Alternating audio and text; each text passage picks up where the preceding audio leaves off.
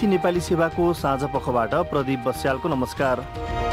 आज कार्यक्रममा उत्तराखण्डको विपदमा परेर नेपालीहरू पनि हराएका विवरण, कतै सम्पर्क नै नहुँदा परिवारजनमा चिन्ता। होटलहरूलाई लेधोले पुरेको छ र ती होटलमा रहेका मान्छेहरू चाहिँ कामदारहरू नेपाली हुन सक्ने सम्भावना छ। संसारभर धेरैतिरका दुःखद घटनामा नेपाली पीडित भएको पाइन थाल्नुबारे एक मानवशास्त्रीसँग कुराकानी। भारत इभन अफ्रिकातिर पनि नेपालीहरू पुगेर खतराको सेक्टरमा काम गर्नेहरू छन्। कतिपय चाहिँ त्यहाँ भएका दुर्घटनाहरूको बारेमा समाचार पनि आउँछन्, हामीलाई थाहा पनि हुँदैन। र गाजा सहरमाथि पूर्ण नियन्त्रण गर्ने इजरायली योजनाको व्यापक निन्दा। तर सबैभन्दा पहिले आजका प्रमुख विश्व समाचार। गनी अन्सारीबाट समाचार सुन्नुहोस्। गाजा सहर नियन्त्रणमा लिने गरी हमास विरुद्ध लडाई विस्तार गर्ने इजरायली योजनाको व्यापक रूपमा निन्दा भइरहेको छ। जर्मनीले गाजामा प्रयोग हुन सक्ने सैन्य सामग्रीहरूको निर्यात अनुमोदन अब बन्द गर्ने जनाएको छ। म्युनिखबाट बीबीसी संवाददाता बेथानी बेल भन्छिन्, संयुक्त राज्य अमेरिका पछि जर्मनी इजरायलको दोस्रो ठूलो अस्त्र निर्यातकर्ता हो। त्यसैले जर्मनीको आजको निर्णय ठूलो कुरा हो। बीबीसी संवाददाता बेथानी बेल। संयुक्त राष्ट्रसङ्घका मानव अधिकार प्रमुख फोल्कर टुर्कले इजरायली योजना इन्टरनेसनल कोर्ट अफ जस्टिसको आदेशसँग बाजिने खालको भएको बताएका छन्। टर्कीले त्यो रोक्न सुरक्षा परिषदलाई आग्रह गरेको छ। फ्यालेस्टिनी राष्ट्रपति महमुद अब्बासले इजरायली योजनालाई पूर्ण स्तरको अपराध भनेका छन्। इजरायली विपक्षी नेताले बन्धक तथा इजरायली सैनिकहरूको मृत्यु निम्त्याउन सक्ने विध्वंसक निर्णय भनेका छन्। संयुक्त राष्ट्रसङ्घका अधिकारीहरूले गाजा स्ट्रिपमा पछिल्ला महिनाहरूमा खाद्यान्न वितरणलाई लिएर व्यापक आलोचना खेपेको गाजा ह्युमानिटेरियन फाउन्डेसनका प्रमुखसँग छलफल गरेको छ। जीएचएफका प्रमुख जोनी मुर र राष्ट्रसङ्घका विभिन्न निकायबीच न्युयोर्कमा भएको एउटा गोप्य बैठकका सारांश बीबीसीले हेरेको छ। त्यसमा अमेरिकी कूटनीतिज्ञहरू पनि सहभागी थिए। राष्ट्रसङ्घले अमेरिका र इजरायलको समर्थन प्राप्त जीएचएफको सहायता कार्यक्रम खतरनाक रहेको र गाजामा भोकमरीको अवस्थालाई झन नराम्रो बनाइरहेको बताउँदै आएको छ। गत मेमा उक्त संस्थाले वितरण थालेपछि राहत लिने क्रममा सयौं प्यालेस्टिनीहरू मारिएका छन्।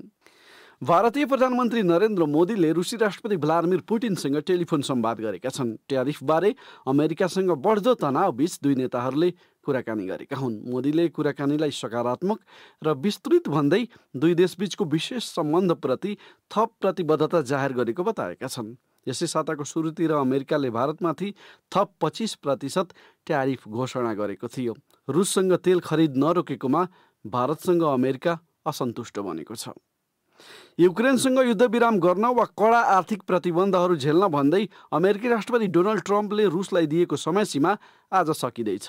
ट्रम्पले उक्त समयसीमा कटेपछि मस्को र उसका व्यापार साझेदारहरूलाई दण्डित गर्ने वा नगर्ने बारे स्पष्ट पारेका छैनन्।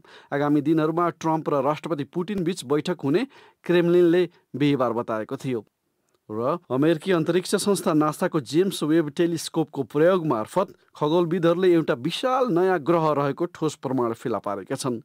सूर्यदेखि सबैभन्दा नजिक हाम्रो सौर्यमण्डल बाहिर उक्त ग्रह रहेको उनीहरूले बताएका हुन्। खगोलविदहरूका अनुसार नयाँ ग्रह शनि ग्रह जस्तै तर बाक्लो बादलसहित अनि त्यसभन्दा नजिक अर्थात् 4.5 प्रकाश वर्ष टाढा रहेको छ। टोलीले उक्त ग्रहको अस्तित्व पुष्टि गर्नका लागि थप तस्बिरहरू लिन चाहिरहेको छ। यो बीबीसी नेपाली सेवा हो।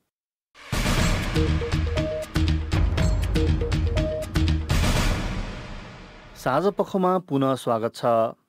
भारतको उत्तराखण्ड राज्यस्थित पौडी गढवाल जिल्लाको खटोरामा बुधबारको पहिरोमा पुरिएर 5 नेपालीहरू हराइरहेको जानकारी दिल्ली स्थित नेपाली दूतावासले पाएको जनाएको छ।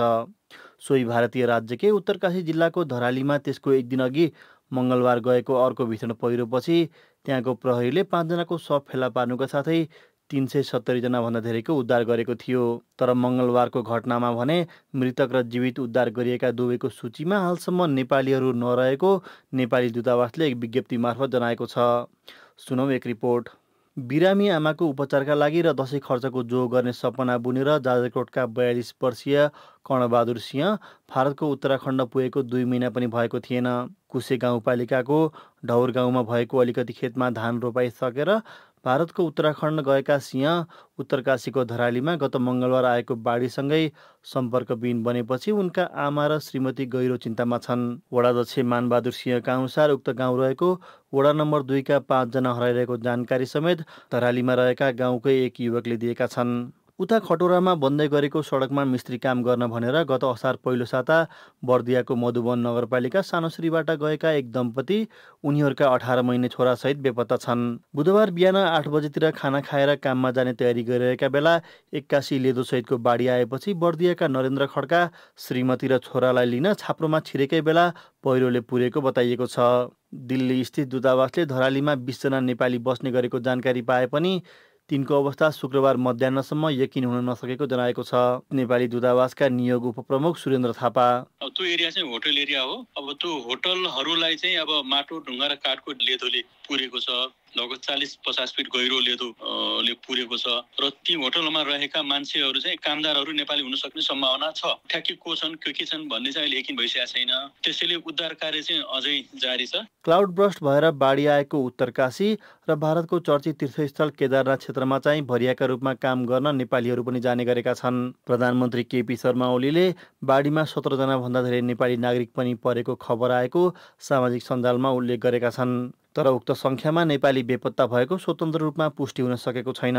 पुनः दिल्ली स्थित नेपाली दूतावासका सुरेन्द्र थापा, ठ्याक्कै सङ्ख्या चाहिँ आइपुगेको छैन। अब जस्तो 18 जना एक ठाउँबाट धादिङको जाजरकोटको प्रेस रिलिजहरू हामीले हेऱ्यौँ पढ्यौँ। उहाँहरू त्यही डेब्रीमा पुरिएको हुन सक्ने अवस्था पनि हुन सक्छन्। दोस्रो कुरो त 372 जना जीवित उद्धारमा नपरेपछि अरू कतै हुन सके किनभने त्यहाँ फोन सम्पर्क केही पनि हुँदैन, बत्ती पनि छैन, सम्पर्क फोन पनि छैन। त्यसैले सम्पर्कमा नआउनु भएको पनि हुन सक्छ। त्यसैले ठ्याक्कै अहिले हामीले यकिनका साथ भन्न सक्दैनौँ। धेरै मानिसहरू वर्षको 2 पटक कमाइका लागि भन्दै भारत जाने गर्छन्। असार अन्त्यतिर पुग्ने अधिकांश नेपालीहरू स्याउ टिप्ने कामका लागि पुग्छन् भने हिउँद सकिएपछि जाने नेपालीहरूले गोडमेल गर्ने अन्य काम पाउँछन्। प्रसङ्ग फेरि पनि उत्तराखण्ड विपदकै। संसारभर युद्धग्रस्त क्षेत्र होस् या जोखिमयुक्त कार्यक्षेत्रमा हुने विपद एवं अन्य खाले घटनामा नेपालीहरू पर्ने क्रम बढेको पाइन्छ। त्यसकै एउटा नियति नेपालीहरू अनौपचारिक श्रमिकका रूपमा जाने उत्तराखण्डमा दोहोरिएको छ। एकजना मानवशास्त्री सुरेश ढकालले उत्तराखण्डको जस्तो दुःखद घटना फेरि पनि नदोहोरिएला भन्न नसकिने बताउँदै भन्छन्, यो घटना दुःखद घटना हो।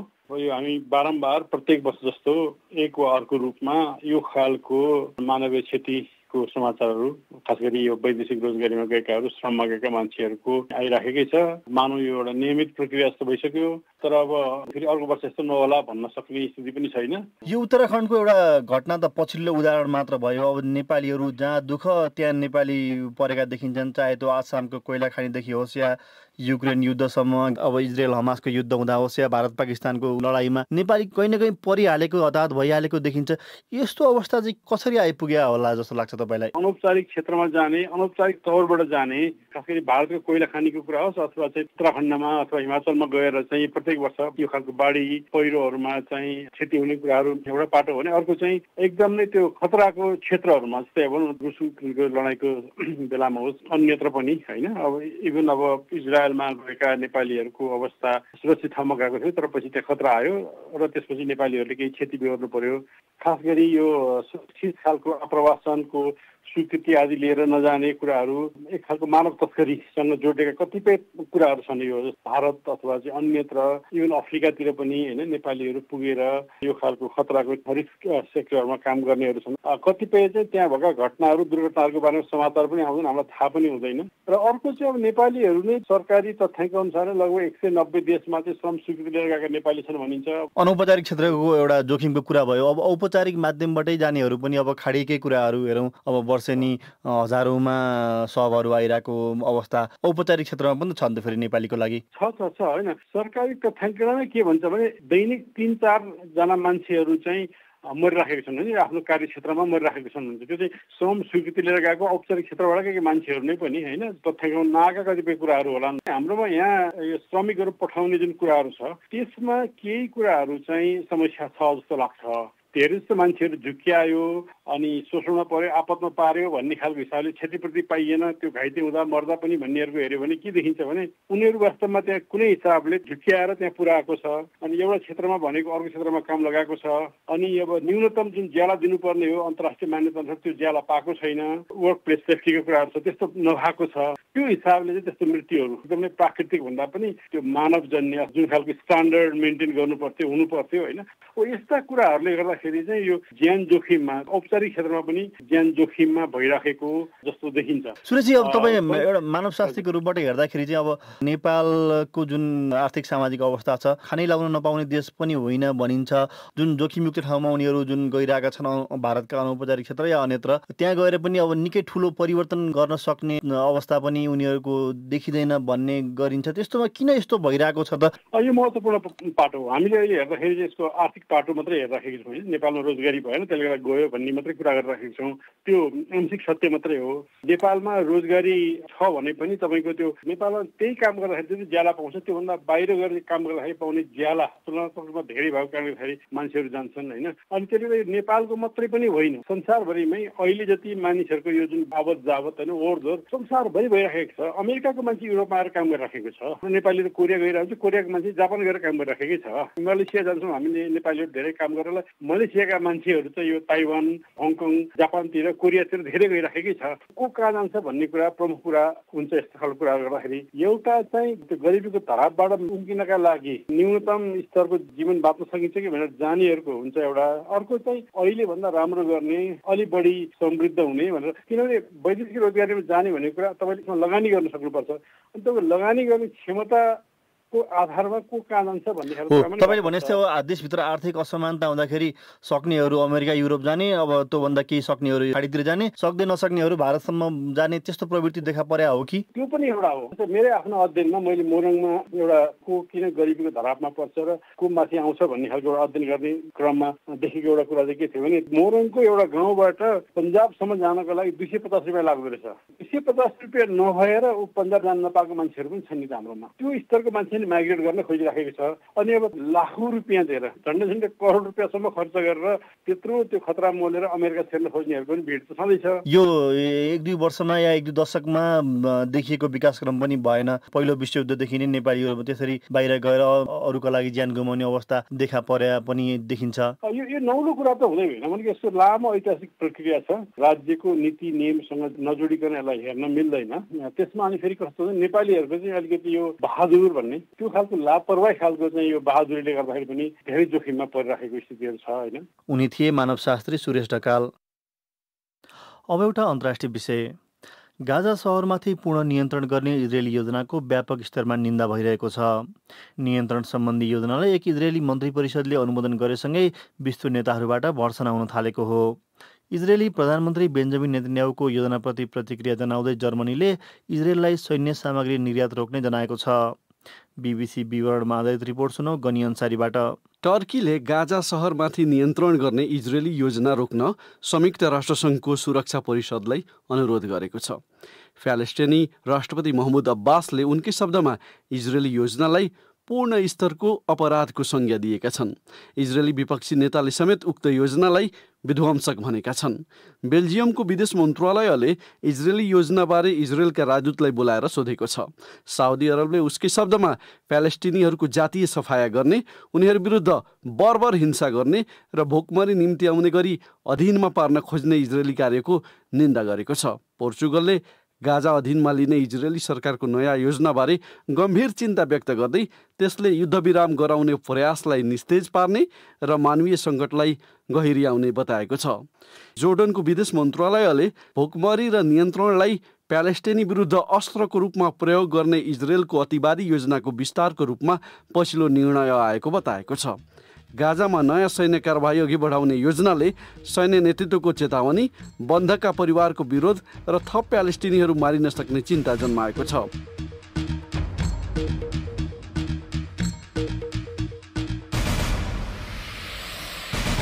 हवस् त यसका साथै बीबीसी नेपाली सेवाको साँझपख यहीँ सकिन्छ।